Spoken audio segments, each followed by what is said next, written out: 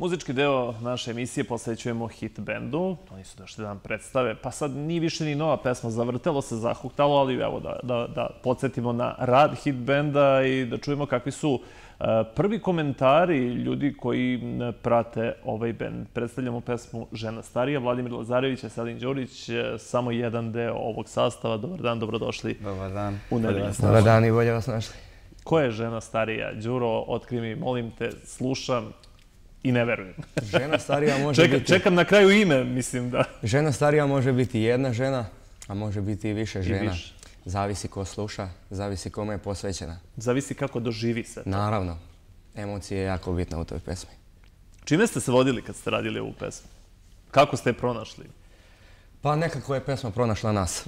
Znate kako, čovjek nešto traži, svašta nešto mu se nudi i onda naiđe nešto što mu se onako jako svidi, u čemu onako sebe pronađe i odluči se na taj korak. Koliko ste većali da snimite ovu pesmu? Pa nismo dugo. Nismo dugo, možda 2-3 dana. Bilo je više nekih pesama ponuđenih, ali ovu kad smo čuli, to je bilo to. Brzo smo se svi složili.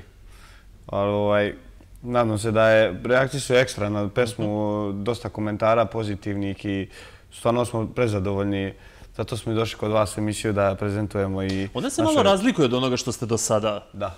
To nam je i bio cilj, da malo i mlađu populaciju, naravno slušaju nas svi, i stariji i mlađi, ali sad želimo baš da budu svi zadovoljni sa našim i repertoarom i sa ovim što mi radimo.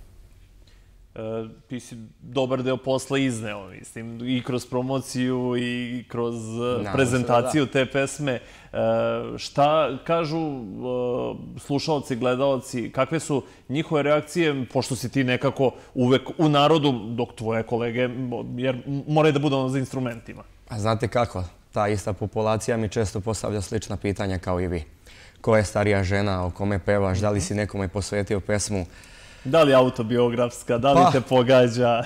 Može se reći da je nekada bila autobiografska, a u ovom momentu pesma je najviše posvećena publici. Publici. Tako je. Pa neka se prepoznaje. Tako je. Malo čas Vlada reče, želeli smo da dobijemo mlađu populaciju. Što se tiče svirki, vi imate odličan repertoar za sve generacije, bez obzira da li su to svadbe, da li su punoletstvo, rođenja, krštenja. Svirate apsolutno sve, pevači pevaju apsolutno sve. Sad, koliko je to hendikep što se, recimo u javnosti, kroz medije, YouTube kanal, pojavljujete se 1, 2, 3 pesme, onim svojim autorskim, a kada su svirke na licu mesta, radite apsolutno kompletan repertoar? Pa u principu nama je sada prioritet da što više naše pesme izbacujemo i težimo tome da postanemo neko ime u ovoj našoj zemlji. Sada sve više se prepevaju tuđe pesme, zato je i problem nastao sa autorskim pravima i skidaju se pesme sa YouTube-a i to. Tako da nama je sad neki cilj da što više naših autorskih pesama forsiramo. Naravno, ljudi nas prepoznaju i preko tih pesama koje smo mi presnimili prethodnih par godina. Naša koleginica Željka je to pevala i kolega do mene Veselin. Tako da i sad ćemo izbaciti nove snimke, naravno i te koje smo prepevali, ali nam je cilj što više da izbacimo naših autorskih pesama. Neki se možda neće složiti sa tim da trebaju ljudi da forsiraju putem društvenih mreža i medija te pesme koje se obrađuju, ali mi ljudi koji radimo u medijima smo vrlo svesni činjenice da se, zahvaljujući vašem bendu, neke pesme ponovo vratile. Jednostavno su bile zaboravljene.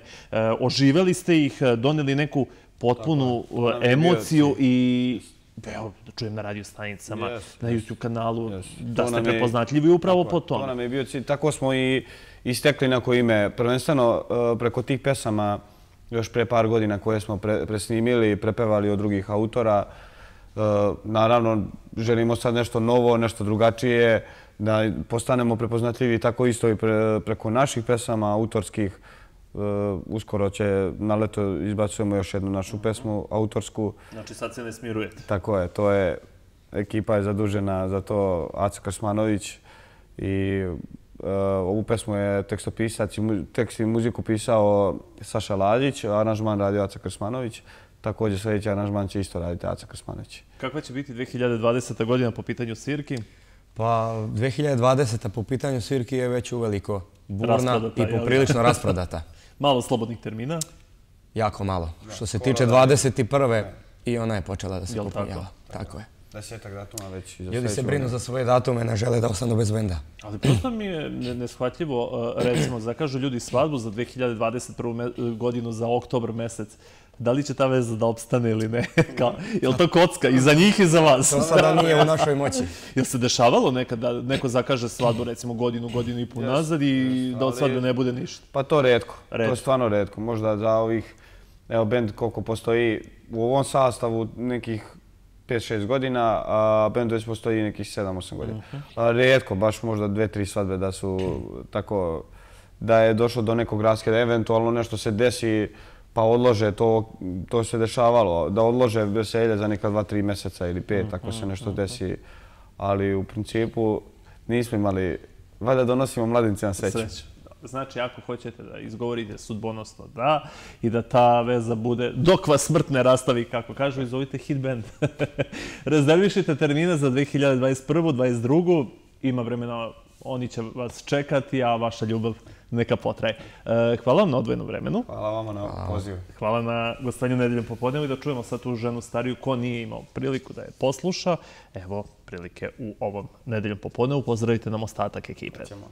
I vidimo se na leto kada izađe novi singl. Vladimir i Đuro vas pozdravljaju u ime hit benda, a sada ćemo poslušati njihovu pesmu Žena starija.